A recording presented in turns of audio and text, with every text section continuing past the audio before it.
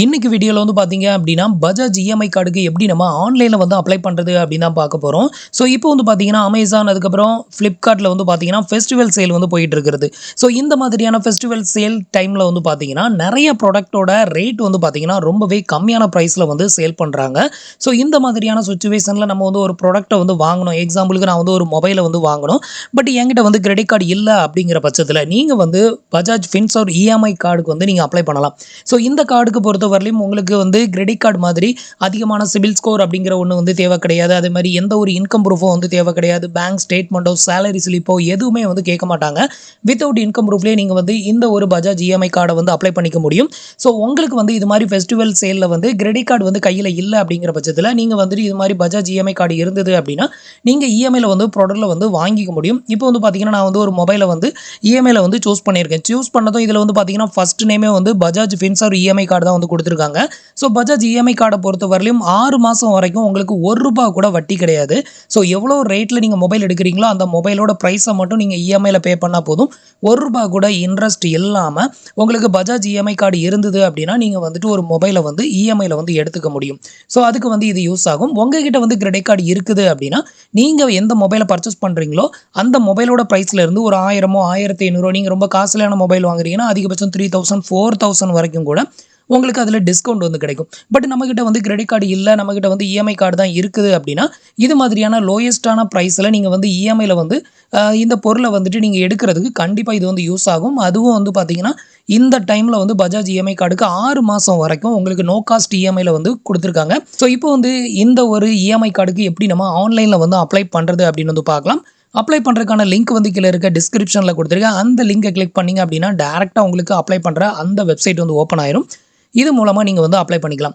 இப்போ வந்து எப்படி அப்ளை பண்ணுறதுன்னு பார்ப்போம். அதுக்கு முன்னாடி நீங்கள் இது மாதிரியான யூஸ்ஃபுல்லான இன்ஃபர்மேஷனை தெரிஞ்சுக்க மறக்காமல் நம்மளோட சேனலுக்கு சப்ஸ்கிரைப் பண்ணிக்கோங்க.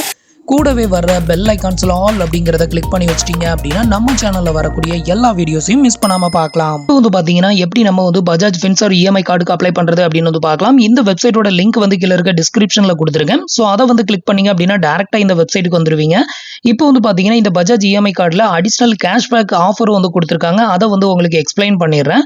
ஃபர்ஸ்ட் வந்து பார்த்தீங்கன்னா இந்த பஜாஜ் இஎம்ஐ கார்டை நீங்கள் வந்து வாங்குறீங்க அப்படின்னா இதை வந்து யூஸ் பண்ணி நீங்கள் ஃபர்ஸ்ட் இடத்துல ஆஃப்லைன் பர்ச்சேஸ் வந்து பண்ணணும்.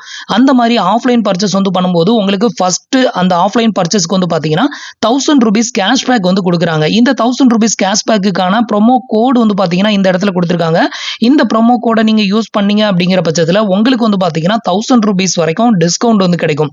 இந்த ஆஃபர் கோடு வந்து பார்த்தீங்கன்னா இன்ஸ்டா ஃபெஸ்டிவ் 1000 அப்படிங்கிறது தான் இந்த ஒரு ஆஃபர் கோடு. இதை மறக்காம யூஸ் பண்ணுங்க. நீங்க வந்துட்டு இந்த கார்டு ஒருவேளை அப்ரூவ் பண்ணி வாங்கிட்டீங்க, ஃபர்ஸ்ட் டைம் நீங்கள் வந்துட்டு ஆஃப்லைனில் ஏதாவது ஒரு ஷாப்பில் போய்ட்டு மொபைல் எடுக்கிறீங்க அப்படின்னா இந்த கோடை யூஸ் பண்ணி நீங்கள் வந்து பர்ச்சேஸ் வந்து பண்ணும்போது உங்களுக்கு ₹1000 வரைக்கும் அதில் வந்து கேஷ்பேக்காக உங்களோட கார்டில் வந்து கிரெடிட்டட் ஆயிரும். அடுத்த செகண்ட் பெனிஃபிட் வந்து பார்த்தீங்க அப்படின்னா நீங்கள் வந்து பஜாஜ் ஃபின்சர்வ் அப்ளிகேஷன் மூலமாக நீங்கள் வந்து பில் பேமெண்ட் ஏதாவது பே பண்ணுறீங்க அப்படின்னா அதில் வந்து பார்த்தீங்கன்னா உங்களுக்கு 5% வரைக்கும் கேஷ்பேக், அதுக்கப்புறம் வந்து பார்த்தீங்கன்னா பிரைம் மெம்பர்ஷிப்பும் இதில் வந்து காம்ப்ளிமெண்ட்ரியாக கொடுக்குறாங்க. இதுக்கு அடுத்தது வந்து பார்த்தீங்கன்னா சோனி லைவ் சப்ஸ்கிரிப்ஷன் வந்து பார்த்தீங்கன்னா 6 மந்த்துக்கான சப்ஸ்கிரிப்ஷன் பிளான் வந்து உங்களுக்கு இதில் வந்து ஃப்ரீயாக கொடுக்குறாங்க. இதுக்கு வந்து பார்த்தீங்க அப்படின்னா நீங்கள் இந்த ப்ரோமோ கோடை வந்து யூஸ் பண்ணணும் அப்படின்னு வந்து சொல்லியிருக்காங்க. இது வந்து காம்ப்ளிமெண்ட்ரி பெனிஃபிட்டாக வந்து கொடுக்குறாங்களாம்.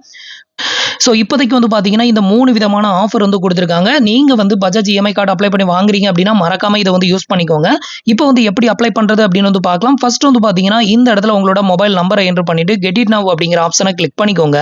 இப்போ வந்து உங்களோட மொபைல் நம்பருக்கு ஒரு ஒன் டைம் பாஸ்வேர்டு வந்து சென்ட் பண்ணுவாங்க. அந்த ஒன் டைம் பாஸ்வேர்டை என்டர் பண்ணிட்டு சப்மிட் அப்படிங்கிற ஆப்ஷனை வந்து கிளிக் பண்ணிக்கோங்க.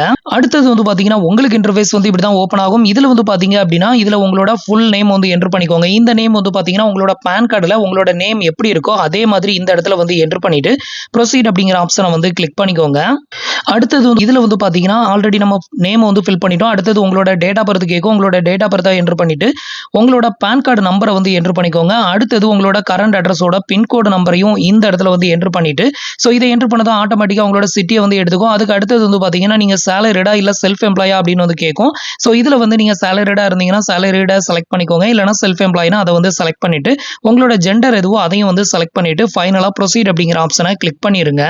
அடுத்தது பேஜ் வந்து லோட் ஆகும். கொஞ்சம் வெயிட் பண்ணுங்க. இந்த ஸ்டேஜ்ல உங்களுக்கு எலிஜிபிலிட்டி இருந்ததுனா தான் அடுத்த ஸ்டேஜுக்கு வந்து போகும். உங்களுக்கு எலிஜிபிலிட்டி இல்லை அப்படின்னா ரிஜெக்டடும் ஆகலாம்.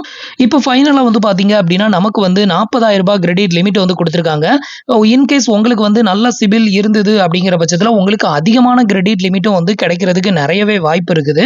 ஸோ இப்போ வந்து பார்த்தீங்கன்னா இந்த ஸ்டேஜில் வந்து பார்த்தீங்கன்னா உங்களுக்கு இது மாதிரி வந்து கிரெடிட் லிமிட் வந்து காமிக்கணும். இந்த மாதிரி கிரெடிட் லிமிட் வந்து காமிச்சிருச்சு அப்படின்னா உங்களுக்கு வந்து எலிஜிபிலிட்டி இருக்கு அப்படின்னு சொல்லிட்டு நீங்க வந்து தெரிஞ்சுக்கலாம். உங்களுக்கு இது மாதிரி எலிஜிபிலிட்டி காமிக்கல அப்படின்னா unable to offer for you அப்படின்னு சொல்லிட்டு காமிக்கும். அந்த மாதிரி உங்களுக்கு காமிச்சதுன்னா அதை விட்டு வெளியே வந்துருங்க. அதுக்கு மேல வந்து ப்ராசஸ் வந்து பண்ணாதீங்க. அதுக்கு மேல ப்ராசஸ் வந்து பண்ணீங்க அப்படின்னா பஜாஜோட அதர் ப்ராடக்ட்டுக்கு உங்களை ரீடைரக்ட் பண்ணும். அதுக்கு வந்து ₹700 பே பண்ண சொல்லும். தேவையில்லாம பே பண்ணிடாதீங்க. இப்போ நமக்கு வந்து பார்த்தீங்கன்னா ₹40,000 அப்ரூவல் வந்து ஆயிருச்சு. ஸோ அப்படி இருக்கிறப்ப நம்ம கண்டினியூவா ஃபில் பண்ணலாம். அடுத்தது வந்து பார்த்தீங்கன்னா ப்ரொசீட் ஃபார் வெரிஃபிகேஷன் அப்படிங்கிற ஆப்ஷனை கிளிக் பண்ணிருங்க. அடுத்தது நம்மளுக்கான கேஒய்சி வந்து கம்ப்ளீட் பண்ணணும். ஸோ இதுக்கு வந்து பார்த்தீங்கன்னா டிஜிலாக்கரை பேஸ் பண்ணி தான் நமக்கு வந்து இந்த கேஒய்சி வந்து கம்ப்ளீட் பண்ணணும். ஸோ இந்த டிஜிலாக்கர் ஆப்ஷனை வந்து செலக்ட் பண்ணிக்கோங்க. இப்போ உங்களோட ஆதார் கார்டு நம்பரை வந்து என்டர் பண்ண சொல்லும். 12 டிஜிட் ஆதார் நம்பரை என்டர் பண்ணிட்டு நெக்ஸ்ட் கொடுத்துக்கோங்க. இப்போ உங்களோட ஆதார் ரெஜிஸ்டர் மொபைல் நம்பருக்கு ஒரு ஒன் டைம் பாஸ்வேர்ட் சென்ட் பண்ணுவாங்க. அந்த ஒன் டைம் பாஸ்வேர்டை என்டர் பண்ணி சப்மிட் கொடுத்துக்கோங்க. அடுத்தது வந்து பார்த்தீங்கன்னா உங்களோட டிஜிலாக்கருக்கான 6 டிஜிட் பாஸ்வேர்டை வந்து இந்த இடத்துல என்டர் பண்ணிட்டு டன் கொடுத்துருங்க. இப்போ வந்து பார்த்தீங்கன்னா உங்களை வந்து பார்த்தீங்கன்னா கீழே அலோ அப்படின்னு ஒரு ஆப்ஷன் இருக்கும். டைரக்டா நீங்க அதை மட்டும் கிளிக் பண்ணிருங்க. இப்போ வந்து அலோ கொடுத்ததுமே அடுத்தது உங்களுக்கு இன்டர்ஃபேஸ் வந்து இப்படி தான் ஓப்பன் ஆகும். இதில் வந்து பார்த்தீங்கன்னா நம்மளுக்கான கேஒய்சி டாக்குமெண்ட் வந்து செலக்ட் பண்ணணும். இதில் வந்து பார்த்தீங்கன்னா ஃபர்ஸ்ட் ஆதார் கார்டு அப்படின்னு இருக்குல்ல, இதில் வந்து செலக்ட் அப்படின்னு இருக்குல்ல, இந்த ஆப்ஷனை வந்து கிளிக் பண்ணிருங்க. இப்போ வந்து பார்த்தீங்கன்னா நம்மளோட ஆதார் கார்டு டேட்டாஸ் எல்லாத்தையுமே ஃபெச் பண்ணி இதில் உங்களோட Aadhaar card photos, mobile number, date of birth, உங்களோட கரண்ட் அட்ரஸ் டீடைல் எல்லாமே இங்கே வந்து ஷோ பண்ணுவாங்க. இது எல்லாத்தையுமே செக் பண்ணிட்டு கன்ஃபார்ம் அப்படிங்கிற ஆப்ஷனை வந்து கிளிக் பண்ணிக்கோங்க. அடுத்தது வந்து பார்த்தீங்கன்னா உங்களோட ரிலேஷன்ஷிப்பை வந்து செலக்ட் பண்ண சொல்லுவாங்க. கீழே வந்து பார்த்தீங்கன்னா 3 விதமான ரிலேஷன்ஷிப் கொடுத்துருப்பாங்க. ஒன்று மதர், அடுத்தது ஃபாதர், அடுத்தது பாண்ட்ஸ். ஸோ இந்த 3ல நீங்க யாரை செலக்ட் பண்றீங்களோ அவங்களோட நேமை வந்துட்டு கீழே வந்து என்டர் பண்ணணும். இப்போ நான் வந்து பார்த்தீங்கன்னா ஃபாதரை வந்து செலக்ட் பண்ணியிருக்கேன். ஃபாதரை செலக்ட் பண்ணிட்டு ஃபாதரோட நேமை வந்து இங்கே என்டர் பண்ணிக்கிறேன். இது மாதிரி என்டர் பண்ணிட்டு ப்ரொசீட் அப்படிங்கிற ஆப்ஷனை கிளிக் பண்ணிருங்க.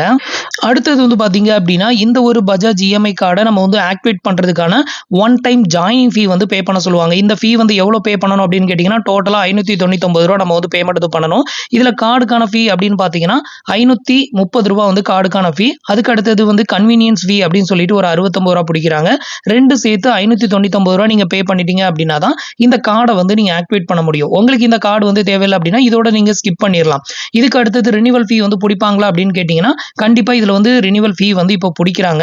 ரினிவல் ஃபீ வந்து யாருக்கெல்லாம் பிடிப்பாங்க அப்படின்னு கேட்டீங்கன்னா இந்த கார்டை வந்து லாஸ்ட் 12 மந்த்துக்குள்ள நீங்க ஒரு டைம் கூட யூஸ் பண்ணாம அப்படி சும்மாவே வச்சிருக்கீங்க அப்படின்னா உங்களுக்கு ₹117 ஒரு வருஷத்துக்கு வந்து ஆனுவல் ரினிவல் ஃபீ வந்து சார்ஜஸ் வந்து பண்ணுவாங்க.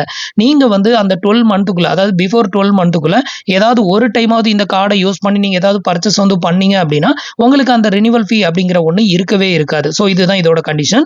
ஸோ இப்போ வந்து பாத்தீங்கன்னா அப்படியே கீழே வந்து ஸ்க்ரோல் பண்ணிக்கோங்க. கீழே ஸ்க்ரோல் பண்ணீங்க அப்படின்னா இந்த இடத்துல வந்து ப்ரொசீட் ஃபார் பேமெண்ட் அப்படின்னு ஒரு ஆப்ஷன் இருக்கும். இந்த ஆப்ஷனை கிளிக் பண்ணிக்கோங்க.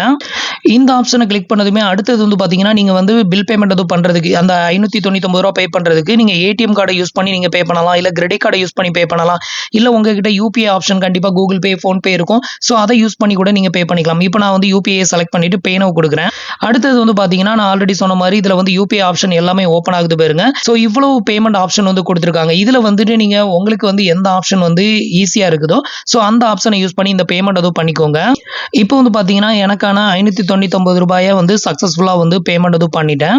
அடுத்தது வந்து பாத்தீங்கன்னா ஆக்டிவேஷன் பண்றது. இப்போ நம்ம வந்து ஒன் டைம் பேமெண்ட் மட்டும் தான் பண்ணியிருக்கோம்.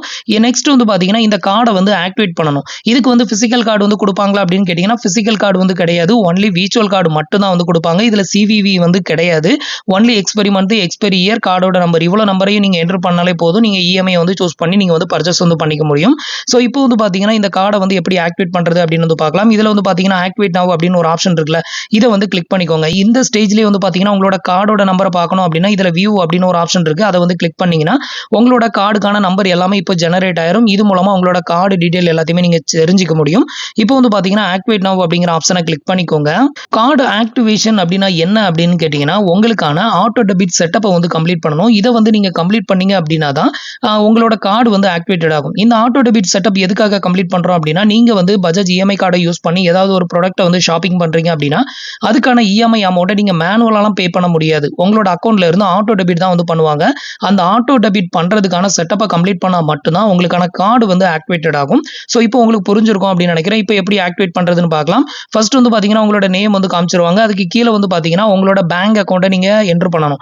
எந்த பேங்க்லேருந்து ஆட்டோ டெபிட் வந்து பண்ணணுமோ அந்த பேங்கோட ஐஎஃப்எஸ்சி கோடு, அதோட அக்கௌண்ட் நம்பர், அது என்ன டைப் ஆஃப் அக்கௌண்ட், சேவிங் அக்கௌண்ட்டா இல்லை கரண்ட் அக்கௌண்ட்டா, இது எல்லாத்தையுமே வந்து செலக்ட் பண்ணிவிட்டு ப்ரொசீட் கொடுங்க.